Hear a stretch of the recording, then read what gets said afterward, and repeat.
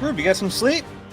Yeah. We feeling good after that draft? I don't know. I was so stoked after the Sixers game. I had a hard time getting to sleep. Yeah, well, last night that was something else. That was incredible. I just meant in general after the 3-day draft. Yeah, it was pretty intense. Yeah, I did. Good. I'm glad. This is the Eagle Eye Podcast. He's Reuben Frank. I'm Dave Zangaro. But you know what I do after a game like that? I go and read everything I can about the game. I want to see how everyone covered it. I went to the Boston site and read their story and, read all the Philly guys and what they write. I just want to – and then the quotes show up. I want to see the quotes. But eventually I did get to sleep. Anyway. Did you do all that? It is tough. That was a crazy game. We're talking about game 1, Sixers Celtics. If you haven't seen it, pretty impressive. It was a heck of a win. So – with the Bucks out and having home court now with the Celtics, as if the Eagles don't have to win a road game to get to the finals. They're the Sixers. The Sixers don't either. Yeah. Well, the Eagles didn't. Uh-huh. They didn't have to win a road game to get the Super Bowl. But they're in the position now since they don't reseed and the other semi is 2 lower seeds. As long as they win at home, they'll get to the finals. Yeah. So that's a good place to be. Don't get ahead of ourselves yet. But it was a fun game 1. And it came off the heels of a draft that people were really excited about. So the whole city now, Bryce Harper coming back, like it's a good vibe in the city and how he got it kicked off. So we're going to go through some other stuff. We mentioned on the last pod, we talk about some of the undrafted guys they have coming in. So we will do that. And we'll take a look back at some of the undrafted success stories under Howie. We have some big questions after the draft, but Rube, since this is our first chance talking since the draft ended and we were sleep deprived then, I wanted to get your take on, now that a few days have passed, what you think overall about what Howie did in these 3 days. Yeah, for me, it was a matter of getting the top 3 guys that they got, or I shouldn't say the top 3 guys because Steen was before Ringo, but those 3 defensive players that he drafted. And I went through a bunch of mock drafts. Everybody had all 3 of those guys way earlier than they went. Most people seem to have Jalen Carter going 5th to Seattle. A lot of people had Nolan Smith going 10 to the Eagles. Nobody had Nolan Smith going past the middle of the round. And then I saw it was one of the ESPN mocks had Keely Ringo as the 32nd pick, which this year is the first pick of the second round. Normally be the last pick of the first round. But people had Ringo going really early in the second round. All 3 of those guys, they got not just later than projected, but significantly later.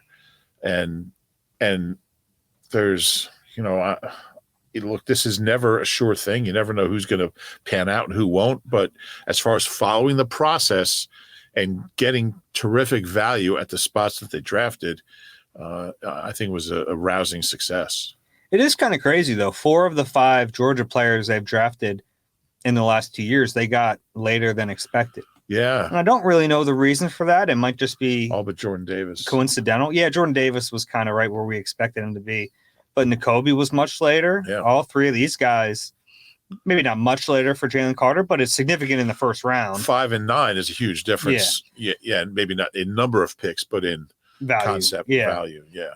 So I find that interesting. Yeah. And I don't know if there's a real reason why. I think like individually there are reasons why these guys slipped.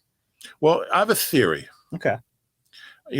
I wonder if some teams feel like Georgia is so loaded defensively that that the individuals, some of their maybe deficiencies don't show up just because they have 10 other future NFL players around them. Mm-hmm. So it's a deal where the sum is greater than the parts, and that if you see a guy making incredible plays for Bemidji State, well, that guy can really play, and he doesn't have all. But when you look at the talent that Georgia has every year, maybe people don't give the individuals as much credit as they should or as they could. Yeah, I think it goes both ways though, because sure, like maybe the whole is better than the sum of the parts, but I did that right? I think so. Okay. The way you looked at me, I wasn't sure. But on the flip side of that, like a lot of their stats suffer because of it, because they have so many talented players. So it's like, well, which one is it? Like Nolan Smith, you look at his stats and you go, they're kind of pedestrian. But if you look at like the next level stats and some of the analytics, I tell you, well, he's getting good pressure. It's just it hasn't paid off in the tangible production column. So I think it's a little bit of both, and I think it probably comes out in the wash a little bit. Yeah, and ultimately, look, when you go to the combine, you're not getting helped by your teammates.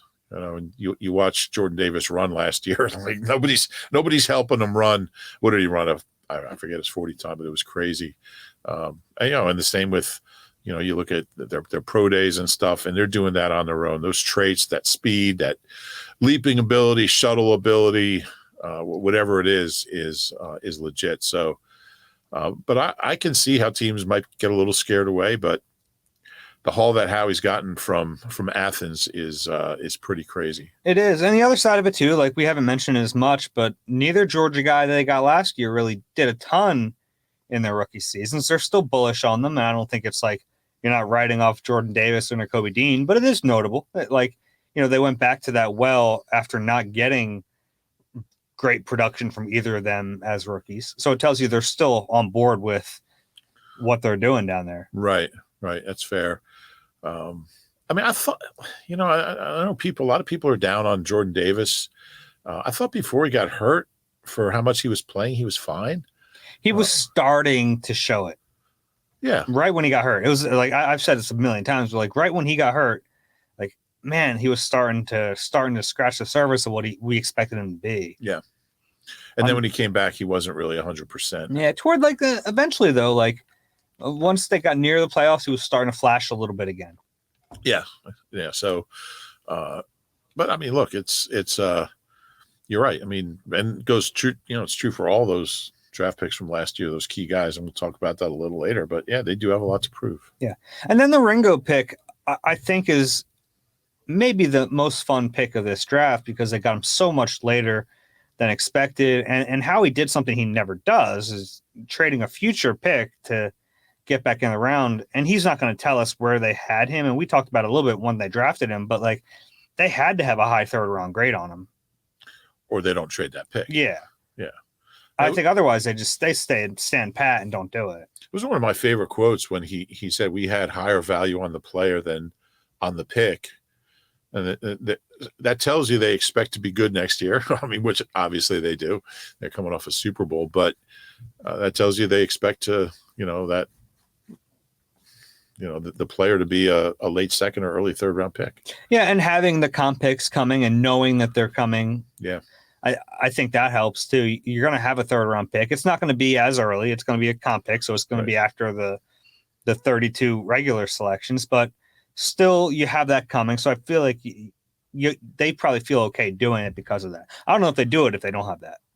Yeah, and then and look, he's going to end up trading the comp pick for. You're going to end up earlier in the third round anyway somehow. You don't know that. I know that. Okay. No, you don't know that, but. Yeah. He'll be active next draft. I'm going to break that news. There'll be trades. The Eagles will make trades next year in the draft. Yeah, and you look at Ringo, and he's so young. He's 20. He came out this year. If he comes out next year,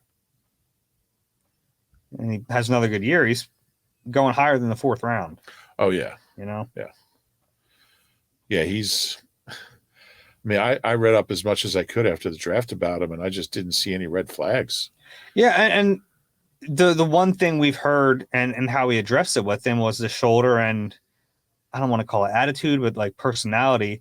They seem to like his personality. They so maybe some of those things that other teams viewed as red flags, the Eagles seem to like him having some confidence. Yeah, maybe challenging the coaching staff a little bit in those meetings. Yeah, that happens sometimes. And look, there's risk involved, but you put all the risks together, and like. The upside is worth the risk on all those picks. I agree. I mean, every pick has some risk, and by getting the value where they got it, you minimize, you reduce it. Yeah. In hindsight, the one pick I don't really love is the quarterback, but I'll kind of defer to them. Like it feels. I don't want to put Clayton Thorson on anyone. It feels a little bit like that to me. Like you're drafting a tall, toolsy quarterback, but. Hey, if that's their MO, fine.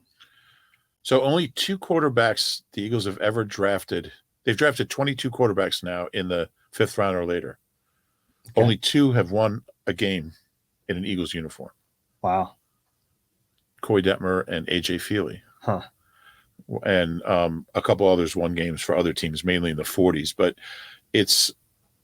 your odds of getting someone who's going to contribute are a lot better at other positions. Exactly. I was reading something. I was reading about him this morning, actually, when you came in, and I read somewhere they were at his pro day, and they said he'll probably be an early 3rd round pick. I'm like, early 3rd round pick, and it was a Stanford student newspaper. So, but he did have a really good pro day. And he's got a big arm. He's got good size. So you start there. The weird thing to me is he's just, he's not a mobile quarterback. He's a statue. I actually was able to subtract his sack yards, because in college they count sack yards. Let's see if I can find this, as rushing yards. Yeah, so it looks awful. He's like, is this guy running the wrong way? Well, he had minus 90 rushing yards last year. But if you take the sack yards out, he averaged 1.7 yards per carry. Oh, that's pretty good. Yeah. So Pro Football Focus ranked him 282nd in rushing among 357 BCS quarterbacks. Yeah, you get it. Yeah, so he's a statue. And it doesn't seem to make sense to have a guy like that. But the odds that he'll ever play are so slim that I guess it doesn't matter. But yeah, that's not, like the idea is you develop a quarterback to be the backup. Yeah. And I don't mind that in theory, because it is so tough to pay a backup when you're paying your starter. Like, they're paying a good chunk of change from Mariota. So you're like, all right, if you get a 6th round pick that can end up being your backup for 3 seasons, it's well worth it. And that's probably the risk they're willing to take. Like, if he can be, they're probably looking at like, yeah, if Tanner McKee can be our backup for 3 seasons at a cost controlled price, it's worth it. But we expect the Eagles to be like real competitors in these next 4 years. I don't know if there's anything Tanner McKee can do to make them feel comfortable having him as their backup in 2024. It's hard to imagine, right? It's really hard. I mean, he'd have to have like a great training camp and a great training camp next year. I mean, we'll see. I mean, he was pretty accurate. He does have a big arm. I mean, I could see him, look, in training camp, when he's not being rushed, I can see him making some throws, but he's just so different than Jalen and Mariota and even Ian Book. Yeah. Even like Gardner, he's not Jalen, but he moves a little bit. Sure. Yeah. Yeah. But quarterbacks are always fun. And they did have Flacco 2 years ago. Yeah. That's true. So I don't think it's like he never played. And didn't they cut him in the middle of the year? They traded him. Yeah, they cut him. What did they trade him for? Picks, the Jets, or pick. And then because Gardner was ready to be the backup. He was a 3rd stringer then. Okay. Yeah, you're right. Mm-hmm. See, my memory's just, I remember everything from like 90. I just don't remember 2 years ago. And then when you're looking at this draft, I think you do have to kind of include DeAndre Swift, even though they didn't trade one of these this year's picks. But like, it's part of the haul. They got him on the weekend. Yeah. And I really like the move. It's funny. We were talking about him the last pod before he was. What day did they acquire him? Saturday, obviously. And you asked me if I had any interest in DeAndre Swift. I was like, nah. And then I called up his Pro Football Reference page, and I'm reading. I'm like looking at how young he is, the receiving production. I'm like, yeah, I'll take him. Yeah. And the salary. You're getting it for $1.77 million. Under $2 million. I really like the 156 catches over the last 3 years. He averaged 5.5 yards a carry last year. And the fact that, as much potential as Rashad Penny and Gainwell have, we don't know. We don't know if Penny can stay healthy. We don't know if Gainwell can be a consistently productive player. We just haven't seen it. So to get a guy, he can still answer those questions about those two guys. I mean, Penny's here on a one-year deal, but can still answer those questions and have an established veteran presence in that room. And I think that's important. I think they asked me on one of our shows Thursday or Friday. Are you okay with the running back room going into next year? And I said, no, I think they need more. They need someone who's not a big question mark. Yeah. And I thought, like, I looked at the draft thinking, yeah, a day 2, maybe day 3 pick on a running back. And they kind of did that, but with a guy who is a known commodity in the NFL, at least a little bit. Yeah.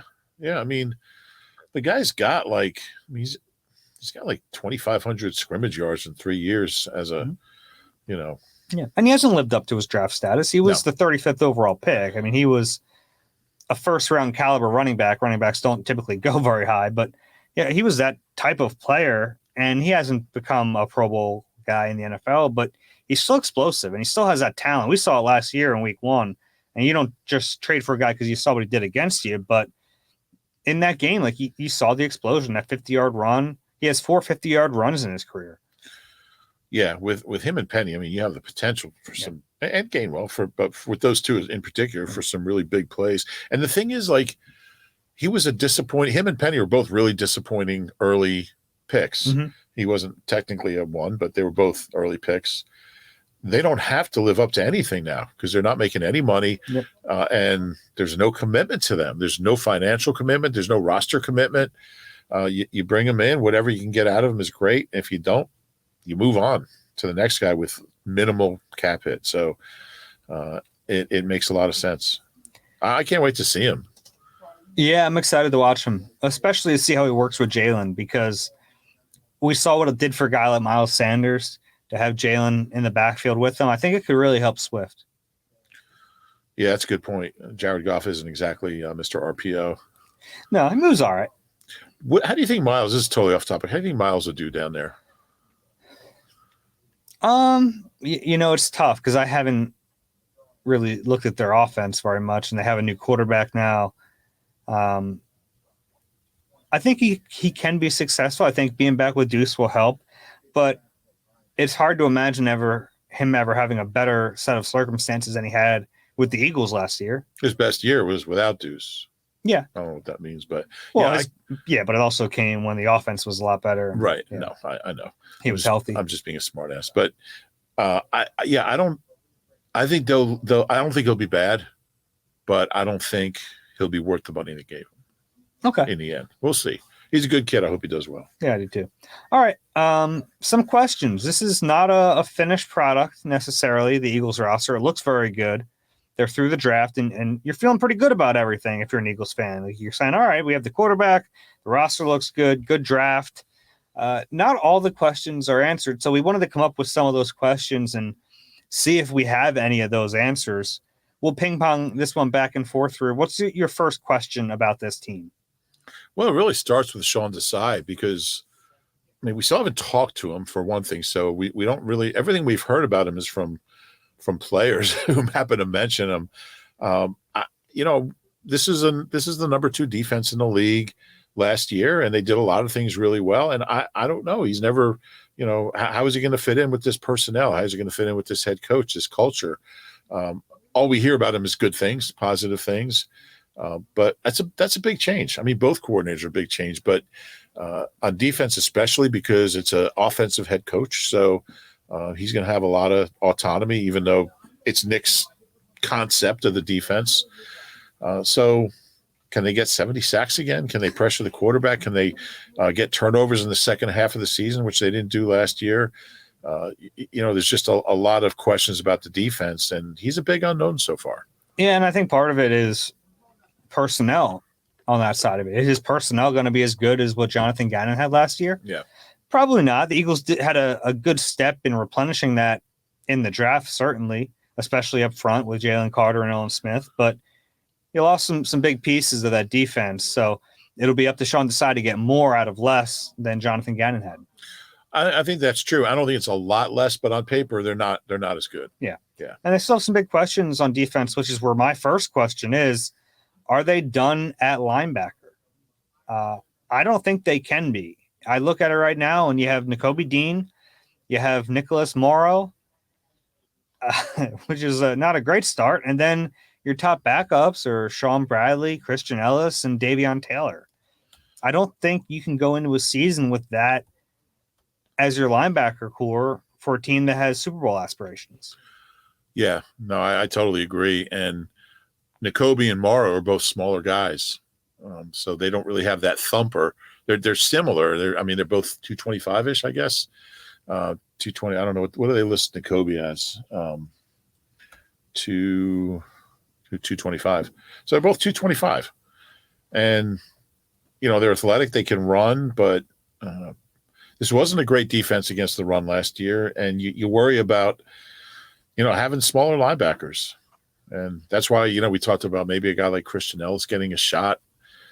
Maybe they really like him. But as far as established guys, it's a little scary what they have right now. Yeah, and this is the position to me, if there's any on the roster where you think, all right, where's the C.J. Gardner-Johnson trade before the season happening? Yeah. Linebacker is one to me. I mean, their only attempt in the offseason was signing Nicholas Morrow, who has some experience, but Chicago was in a pretty big hurry to replace him with two pretty, large free agent contracts. So, yeah. And I look, if there's one position the Eagles are going to kind of punt on, it's going to be linebacker, and we know that. I think there's some sense in that. It is kind of a devalued position, and we expect them to, it's not 1995. They're not running 3 linebacker defense anymore. You're in nickel, you have 2 linebackers out there. I think they'll be in dime a lot, and they'll have 1 linebacker out there who will probably be Nakobe Dean. But we saw how much Kaiser played last year as the second guy, and I don't feel great about Nicholas Morrow being that second guy. And there's still questions about Nakobe being the Mike, if he's the Mike. Yeah, I mean, we saw him play 30-some-odd snaps last year. I wish he would have played more. There were some blowouts where you wish he'd been in there a little earlier. Maybe you're up 30-6 in the fourth quarter or whatever. I always thought they'd find a role for him. I did too.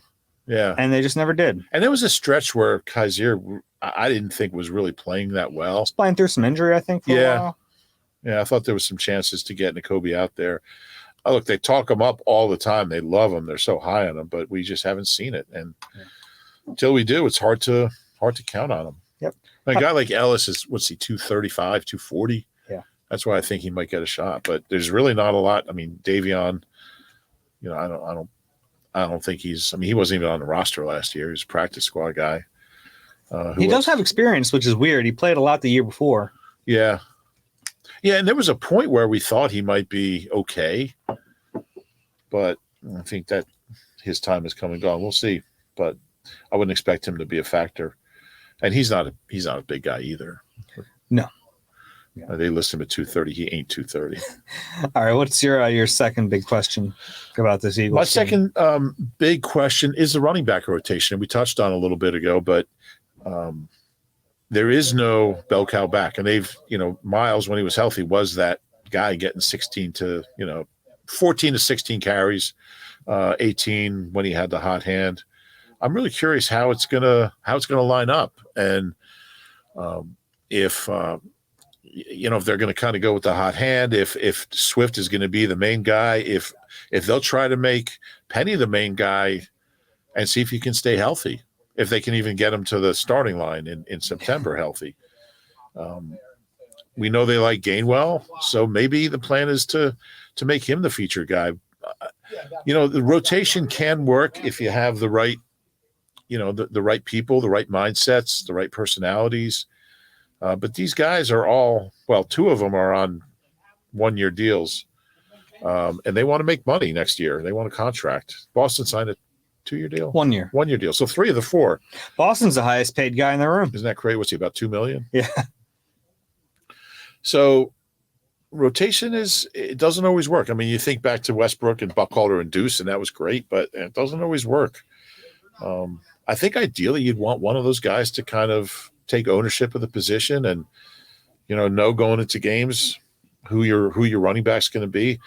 What I like about Swift is just his receiving ability. It makes him so versatile. You can play him on any down and any situation. Yeah. Maybe not 3rd and 20, but and he's had his injuries too. So I think he's a good addition to the room. I just really curious how it's going to shape up. Yeah, it's a fair question for Jamal Singleton at some point whenever we talk to him. 20 at the Super Bowl. I am curious, though. It's a fair question. Las Vegas. I think ideally Rashad Penny stays healthy and he's the guy. Because to me, he is the best pure runner of this group, and I don't think it's close. He's got the highest average in history by a running back. He's tied with Marion Motley. Yeah, I mean, he's a really good player, but it's almost like anything he gives you feel like might be a bonus because of how hurt he's been in his career. Yeah, he's averaged 67 carries a year. Yeah, it's just tough to rely on him. Yeah, you can't, and that's why Swift is here. Yeah, it's almost like keep one of them healthy and don't play them and wait for Rashad Penny to get hurt. And then you have DeAndre Swift ready to go.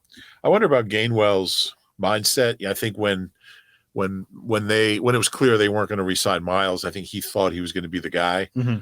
He even when they signed Penny, he sent out an Instagram or something saying, another challenge I got to face or something. Well, now you have DeAndre Swift here as well. Yeah, and honestly, Swift is even, as a pass catcher, is better than Gainwell. Well, he's played more. I think if you look at it by percentage of snaps, they're about even. I think I broke that down. I think Gainwell was a pretty good receiver last year. Okay. I don't think he's as good as Swift as a receiver. Now, probably not Swift hasn't been. He's also probably get you more yards. I think he's averaged like 9, where Swift's been like 7 or something. Okay. I think Gainwell. I like Gainwell with the ball in his hands, but look, Swift is explosive too. Yeah. There's definitely talent in that room. There is. Yeah. Swift hasn't been the best in pass pro. That's kind of his reputation. So I thought Gainwell made pretty good strides in pass pro last year. He did. He's going to be limited because of his stature. He's never going to, he just got to get in the way. And he's shown a somewhat decent ability to do that. Yeah. I don't think either of them are like great at it. I would agree.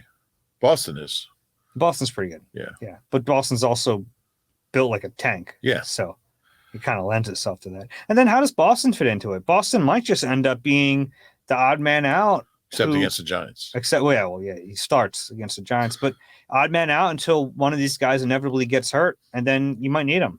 Yeah, and that's the problem is he's such a good goal line runner. But if he's the fourth running back, he's not going to be up, and you won't have him in that role. Mm-hmm. So, he scored 19 touchdowns in the last 4 years in really limited duty.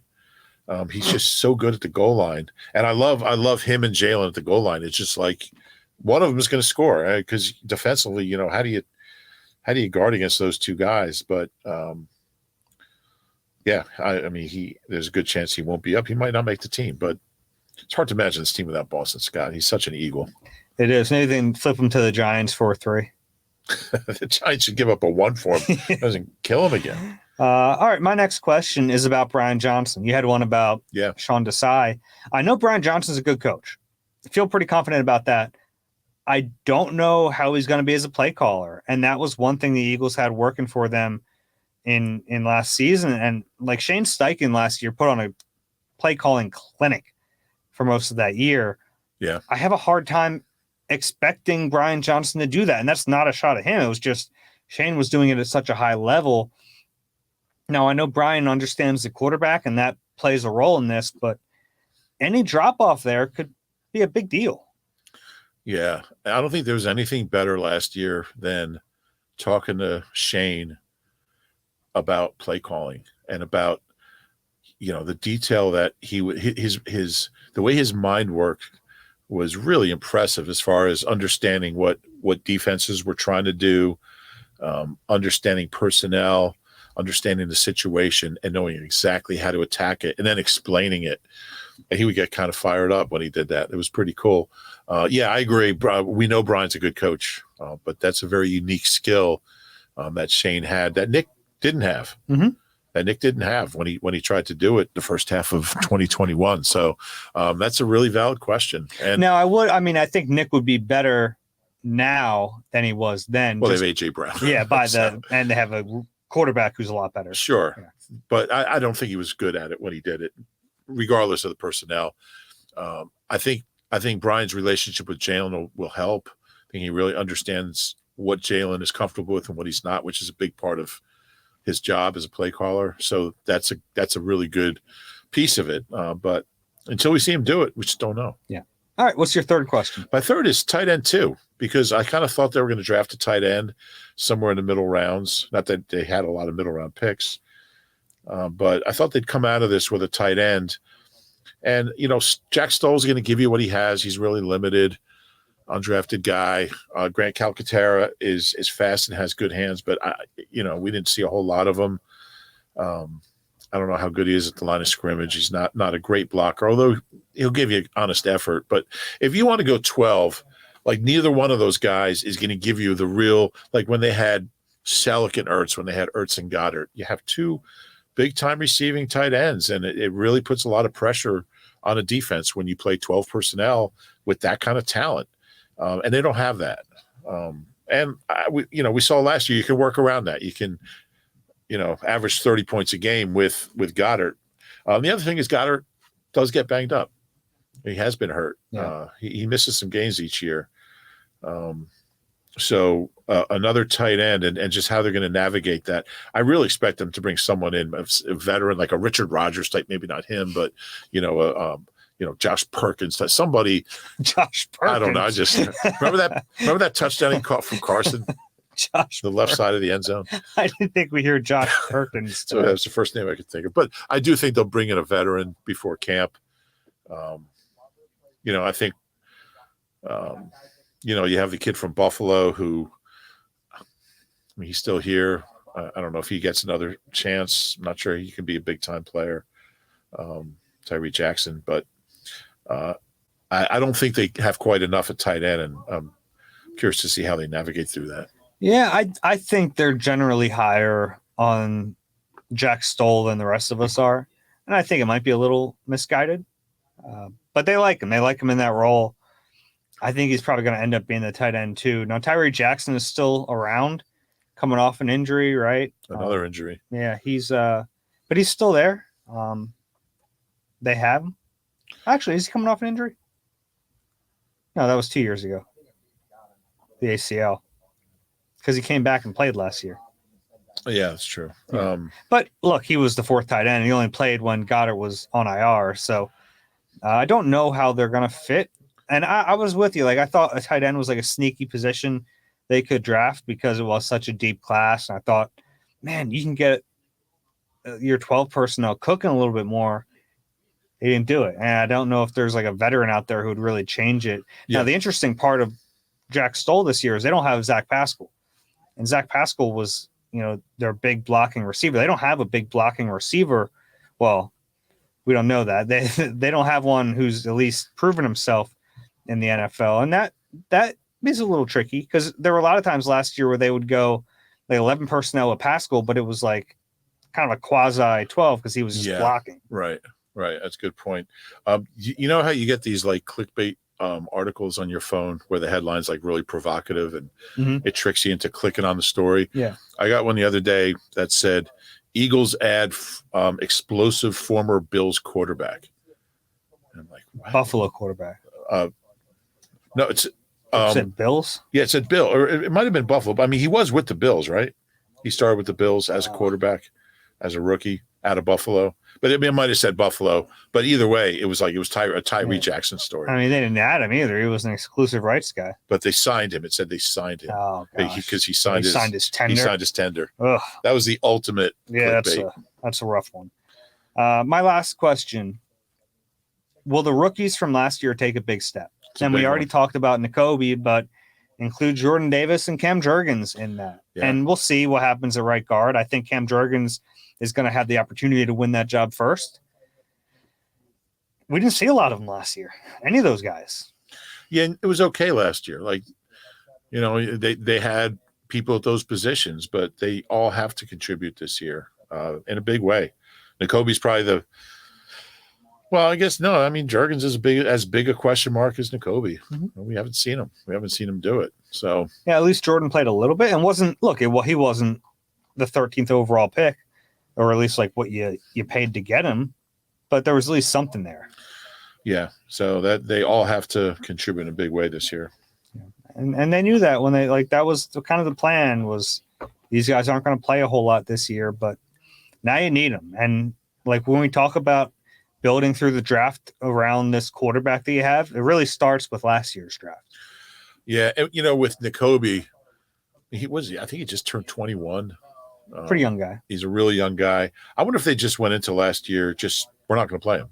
Just like we just want him to get stronger, learn the defense, get used to being in the NFL, and just like protect him because he's so young. I don't know, because I did think they had opportunities where he could have played, but could be the Keely Ringo plan this year. It could be.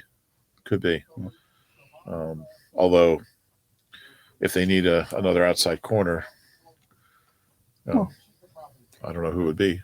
Well, you still have McPherson, you have Greedy Williams. Yeah. I think Keely's going to fight for that top backup spot. But. Yeah, I would hope so. He should. Okay. Catch all the sports action and more at Rivers Casino Philadelphia. Whether it's the money line or the pass line, there's something for everyone in a great sports book. Rivers Casino Philadelphia. Philly loves a winner. Gambling problem? Call 1-800-GAMBLER. All right, Rube, we have a few of the Eagles' undrafted players who we know they've signed through various reports. We don't have the full list yet, but 6 players in front of me that are interesting, certainly worthy of talking about. So I figured we just go through the list and talk about the player and their chances of sticking around. Let's do it. All right, starting off with the guy I've heard most people talk about, Joseph Ngata from Clemson. Big dude, 6'3", 217 pounds. Didn't have great production at Clemson, but some people are thinking maybe there's something there. You gotta love his size. Yeah, it's a good start. And that's, for when you're looking at guys that didn't get drafted, that's the first thing you look at, because they're not going to have, especially playing in that conference, you're not going to have 90 for 1,200 and not get drafted. So you look for traits, and he certainly got them. Yeah. Now, the Eagles at receiver, it's another position where they're not super deep. You have A.J. Brown, Devontae Smith, feeling pretty good. Yeah, good start. Drops off there. You have Quez Watkins, Olamide Zaccheaus, and Bryn Covey. Yeah, and look, I don't even consider him really a receiver. He does. He thinks he can be like the best slot in the league. But after that, it's like Greg Ward's and Devin Allen's and a lot of room for depth. Yeah, and think about, we've talked about, what if there's an injury on the offensive line? Well, the Eagles feel good. They have depth there. What if, and we talked about it even with corner, right? Like, what if James Bradbury goes down? Well, now they replenish a little bit. They have Keely Ringo. They did not replenish at receiver. And if one of these 2 receivers misses any time, they could be in some trouble. Yeah, especially if Quez doesn't, fix his issues from last year. I think he's a key. I think he's a pretty solid guy, but that's a big drop off. So you'd like to see a guy like Nada. It's pronounced differently than Haloti, right? Yeah, I believe it's Ngata. Ngata, Haloti, Nada. Yeah, I think he'll get an opportunity. It's really hard, man. Just for undrafted rookie receivers, they just look so lost sometimes.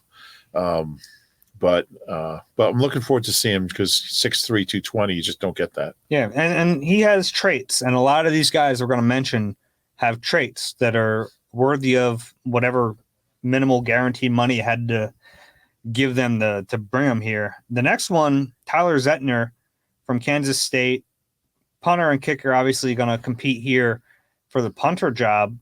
It's noteworthy just that he's here. Yeah, and they didn't have anybody in last year, which surprised me. Me too. And I didn't think Aaron Sipos deserved that. I thought he deserved he needed to have some competition last year, and they didn't give him any. Yeah, and the other nice thing is, if Jake Elliott gets hurt, you have an emergency kicker. You don't have to run Mark Simino out there. Or Camus? Yeah, or who was the other guy? But yeah, so if you talk about who's most likely to make the roster, that's it, because and I think Sipos was a little better last year, although his last punt wasn't very good. Yeah. Might have cost him a Super Bowl. Yeah, he was better last year. So maybe they're thinking, all right, he's going to keep improving, but what I love about Zentner, 27 inside the 20. Mm-hmm. That's like that skill. Different football. Different football. And I think the big thing for punters is, like in college, you can really take your time, but in the NFL, you got to get that kick off quickly or they'll block it. So that's the thing you look for with a young punter. I remember one year the Eagles had a punter who had set like an NCAA record for like net yardage. I think he was from Purdue. I can't remember his name. But he got into camp and he was awful. And I remember one of the coaches saying he's so slow. He said you could get away with that in college, but yeah. So that's the big question with him. I think he's got a shot. Interesting. The next guy, another traits guy, Trevor Reed, spelled like Andy, from Louisville. Big dude, 6'4", 310, 311. Super athletic, super raw. This is a classic, hey, Jeff Stoughton, here's another Suopeta. Yeah. Stoughton loves these guys. And sometimes, like, I think coaches like a guy without a ton of experience because they don't have as many bad habits. I was just writing about that, actually, how I think since over the last 4 years, or last three, let's see, what year is this? This was the 2022 season. Over the last 3 years, what was Jason Peters last year here? 18? Well, anyway, over the last 4 years, 237 of 250 starts by Eagles offensive linemen were homegrown players, draft picks or undrafted players who started here, like Herbig. Because I think that's a big part of it. Stoutland loves getting guys who, Malata is a perfect example. He's an extreme example, but he had no experience, and Stoutland can just mold him. And a guy like Reed, who hasn't played much, he got a late start in football. Stoutland can, there's no urgency. Maybe in a couple of years he's ready to contribute, but he's got the size and he's got the coach, and that's a good start. Yeah, and they don't bring any offensive linemen that Jeff Stoutland doesn't want. No, that's true. Yeah, Peters last year he was 20 when he played guard. Oh yeah, and then moved to tackle. I didn't even count that. A couple of cornerbacks, Mekhi Gardner from LSU and Eli Ricks from Alabama. Eagles have a type here, both 6'2", long corners. Keely Ringo, long corner. Yeah. Maybe some, you have some length. You worry about stiffness. You worry if they're going to be able to stick in man, but they have if they have length like this and they're aggressive, they can fit in zone, which we think a lot of zone under Sean Desai. Yeah. They're both guys that transferred. I think Garner transferred into LSU. Ricks transferred out of LSU. Yeah. Ricks, I'll bet when the numbers come out, Ricks will be like the highest paid. Yeah, and this could be the second year they throw some money at undrafted corners. They did it last year with Mario Goodrich and Josh Jobe, and they're both still here. Ooh, Josh Blackwell. Josh Blackwell, that's right. He's not here. From Duke. Ricks is a lot of people thought he was going to get drafted. A year ago we thought he was going to be big time, day 1, day 2 type draft pick. So yeah, so he's definitely a guy to keep an eye on. Definitely a guy who's got a chance to make this roster. Yeah. Another receiver, Jaden Hazelwood from Arkansas, formerly of Oklahoma, was teammates with Jalen Hurts way back when in 2019. Another toolsy, big receiver, 6'2", 215. Not a ton of production at the college level. Size seems to be the common denominator with all these guys. Yeah, you're right. Even Zentner's 6'8". Big punter.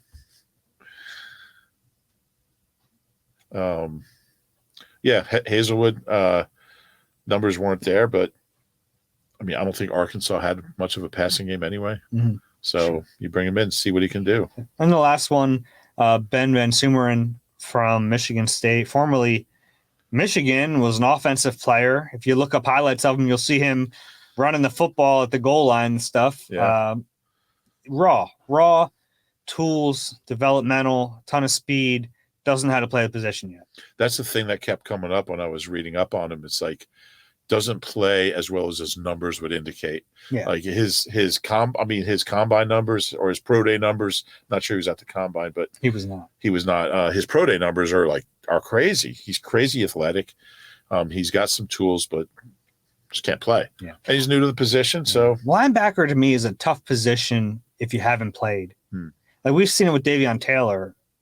Like I think if Davion Taylor had 2 years to play, he'd end up being a decent player. But you just can't waste years playing him. Well, and this kid was playing fullback. So, I mean, he was on offense. So it's a huge switch. But, he's kind of most likely to look lost the first couple of weeks of camp. But, he's got traits. It does have traits. And that's like undrafted guys. That's what you're looking for. Yeah. Size and speed. If they have that and you're confident in your coaches, then give them a shot. Sure. All those guys will be at the NovaCare facility later this week. Rookie camp starts. That's always fun. Who's your best guess if you had to pick one to make the team? And they always keep one or two. They kept 3 last year. Yeah, and then really ended up with 4 because Britton Covey made the roster after the fact. So carried 4. My best guess. Let's say except Zentner, because sure, he's got one guy to beat. Yeah. Trevor Reed. Big old guard. Yeah. Because like they have some depth there now, but I could see them like flipping Sua for a late round pick, or he wasn't even he was off the team for a little while. They cut him in the middle of the year last year, so he started the Tampa playoff game. Yeah. It's his only career start. He's never started a regular season game. I'm going to go with Ricks. It's a safe one. Yeah. I just think there's going to be a spot open for someone.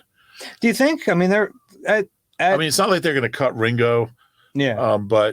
And they probably won't cut McPherson, but so you have Bradbury, Slay, and Avante, your 3 starters. You have Ringo, that's 4. Yeah. McPherson's 5. You signed Greedy Williams. Yeah, that's fair. Josh Jobe is still around. Yeah. Undrafted. I think the numbers are tough. There's a lot of bodies, but I think he's really talented. Yeah, I do too. I like that signing. And everyone each year we always do this. You can't cut him. He'll never get to the practice squad. And every year they cut guys and they end up on the practice squad. Yeah, that's teams true. Value their own players. And sure, every once in a while you'll lose Casey Toohill. You'll lose a Casey Toohill, but for the most part, you can Jordan Poyer. Yeah, Jordan Poyer. You can get these guys to your practice squad. Yeah, usually. All right. Before the draft, we had a lot of fun picking Howie's best and worst picks by round. We're not going to do the worst undrafted guys. That's kind of unfair. Yeah. But the best. There have been some hits. And yeah, pretty good. Yeah, pretty good ones. Yeah, pretty good ones. And especially like recent years, they've really started to throw some money at these guys. We each came up with our top 5s. I think they're going to look a little different. But I think we might be the same at the top here. You want to go from 5 up? Oh, we can do that. How do you want to do it? Really build the suspense. Yeah. People are like, we're 48 minutes into this. They're ranking undrafted players. Yeah, let's build the suspense to this. All right. Who do you have at number 5? Trey Burton. Trey Burton. I have him a little higher. I have Cedric Thornton.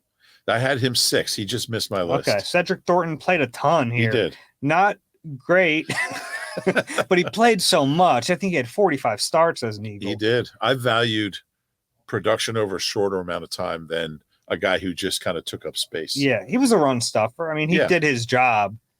But I'm fine with Trey being there. Who's your number 4? Trey. Okay.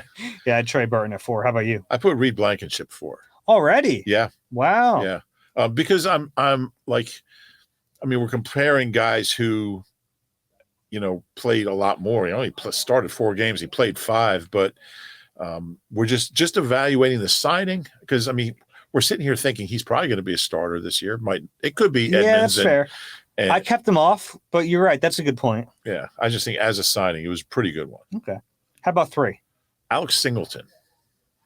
Well, I didn't include him because he was like because of Canada. Canada. All right, I'll take him off. I'll put I'll move. See how that gets me in trouble here. Big Ced well, on I your had list? Cedric 6, so I'll move him up. Okay. I had Greg Ward at 3. Yeah, I had him 7th. I just he caught 50 balls for like 60 yards in 1 year. Yeah, I know. He was tricky. It wasn't a great year for the team. I really admire how far he came, and he had some big 3rd down catches, but and I mean his teammates love him. Him and Jalen are really close. He's been on the practice squad for 2 Super Bowl teams. He was my favorite story in Arizona Super Bowl week. It took me so long to track him down at Media Day in that Footprint Center. But yeah, he's not on my list. I knew our list was going to be different. I like this. Yeah, it's really tough with these undrafted guys. And I had some guys I felt bad leaving off. And I put Greg Ward in the same categories like Josh Adams, who I don't have in my top 5. He led the team in rushing. Yeah. But he was really only here for 1 year. He was really only here for 1 year. And he's from Bucks County. Oh, you got a 2. Oh, you did 3, right? Because you had Singleton 3. Then you had to bump everyone up. Yeah. 2. Corey Clement. Me too. I think our top 2 are going to be the same. Yeah. Corey, kind of a short shelf life too, honestly. Yeah. Although he wasn't bad in 18. Yeah, then he tore up his knee, right? Yeah. He had a shoulder. Yeah, he had a bunch of injuries. He's made a nice career for himself, but I mean, you have an undrafted rookie free agent who had a 100-yard receiving game in a Super Bowl, including the greatest catch I've ever seen in my life, with 3 guys draped around him in the back of the end zone, and catches a short pass that he takes 55 yards to set up the Philly special, the greatest play in history. I mean, just on those 2 plays alone. But he was good down the stretch that year. He was pretty good, mainly as a receiver in the first 2 playoff games that year. Not a huge body of work, but man, you show up in a Super Bowl and make those plays. And I've told this story. Like, we were at Media Day, I was joking with him about how I was a voter for I was a selector for the MVP in 17 at the Super Bowl. And I was going to, I said, if you have a good game, I'll vote for you. And then the game ends. I'm like, Foles obviously was number 1, but Corey might have been number 2. Do you have to do that? No, you just list one. Just one. Yeah. But if you did list 3, he might have been 2. Yeah. Maybe BG. Go Ertz, maybe. Yeah. Ertz. I mean, Brady. Alshon. Yeah. I probably would have had Brady in there too. He did all right. He had a pretty good game. Yeah. Bad fumble late in the game, but couldn't catch the pass either. Yeah. And I guess we have the same number 1, Nate Herbig. TJ Edwards, number 1. I mean, he's a legit starter in the NFL. Yeah. And getting paid well. Yeah. I just got better every year. That's what I really like about him. Made himself into a pretty good player, all-around player, great against the run. He was really good. They're going to miss him. I'm telling you, I mean, people like TJ Edwards, TJ Edwards was really solid last year. Yeah. He got better in coverage. He was a good blitzer, which is something they didn't really have. And he was a beast against the run, physical, smart, always in the right place. Had the responsibility of the green helmet, communication, all that stuff. Really solid player. Yeah. So we had the same top 2, a little different. And who's your 3? Greg. Greg Ward's your 3. Okay. But there were it was tough leaving Herbig off, honestly. Yeah. I had him. Played in some big games. Yeah. You mentioned Josh Adams, who I had on the list of guys I was picking from. I had him 9th. Okay. I didn't rank them after 5. Also ranked. You had been at the bottom of the agate type, also ranked. Yeah, I had honorable mentions. Yeah. Jack Stoll deserves to be in the conversation. Yeah. Cameron Johnston. That's fair. He's become a hell of a punter. He was a good punter here. Yeah. Yeah. He's got one of the highest averages in history. Yeah. Could use him. Yeah. If they had Cameron Johnston, they win the Super Bowl. I know he doesn't hit that low 30-yard line drive. Probably right. Anyway. Didn't think I'd hear that. But it's a good haul. Howie's done well. He's gotten guys who've been difference makers. Yeah, and we've talked about it's one of those areas where a team can be aggressive and they can spend. Obviously you can't give real big contracts to these guys, but you can send some guaranteed money their way if you're willing to pay it. Then you can lure guys to Philly. Yeah, and sometimes it doesn't work out. Sometimes you pay Carson Strong $250,000 or whatever it is to cut him, and then never let him touch a football at training camp. Yeah, he's in the other league. He's in that one of those leagues that's going right now. XFL? I think he might be in the USFL. Might be, I don't know, one of those leagues. I still haven't seen him throw more than 3 passes. I know. You know who's great in that league? That Hassan, what's his name? Hassan. Who was that tight end? He was a pretty high draft pick. They threw to him in the right corner of the end zone on a 4th down. Butler. Yeah, Hakeem Butler. Yeah, he was a receiver. Is he playing receiver now? He's tearing it up. Is he? He was always really talented. Like 300 yards. Iowa State, right? He was a 4th-round pick, but he had like 1st-round buzz. Yeah, he had some. I still can't believe they drew up that pass for him, and everyone knew it was going to him, and it just didn't work. And we were like, Doug, what are you doing? That was the worst play call of Doug's. And wasn't great. That remains Hakeem Butler, the only game he ever played. He hadn't played. Yeah, he hadn't played in a game. He hadn't been on the field. Yeah, and you're right. He was 4th rounder out of Iowa State. That's a good memory. Yeah, but he's tearing it up in some league. Good for him. Yeah. There's more than the NFL. Sometimes guys end up having good careers at other places. Yeah. All right, we good? Yeah. Cool. Yeah. I was telling you before this show that I have ants in my house. Ooh, brutal. Yeah, and he's not talking about the commercial. I don't know what it's for, but where there's only one problem. We have ants, and then all the ants show up. Yeah, it's pretty funny. Yeah. But they'd be easy to get rid of. They're not, man. They stick around. Yeah, and they're in the kitchen too, so it's like, ugh. Like you're like, I got to make lunch, and I know there's ants in the other corner of the room. It's gross. Yeah.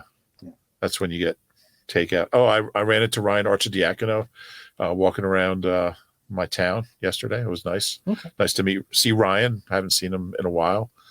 Greatest pass in college basketball history. Set up the game-winning Chris Jenkins 3-pointer against North Carolina. So good to see Ryan. Lives in Bucks County. He's played 7 years in the NBA. Well, good for him. Yeah. Nice little career. Yeah. All right. If you enjoy the Eagle Eye Podcast, please rate and subscribe wherever you get your pods. If you're watching on YouTube, please click the like button and subscribe there as well. A lot of pods recently. We'd appreciate a little rating, subscribe. Somebody ripped us in the comments. Did you see the comment? And said we were too positive about Jalen Hurts' contract extension. He's only had one good year. Like, hey, he took a team to the Super Bowl at 24 years old. Yeah, I expected better from him, honestly. He's been a disappointment. Yeah. I mean, out of all the things to complain about, complain about my music references or Dave's jokes or whatever, but there's plenty to complain about. Yeah, but not that.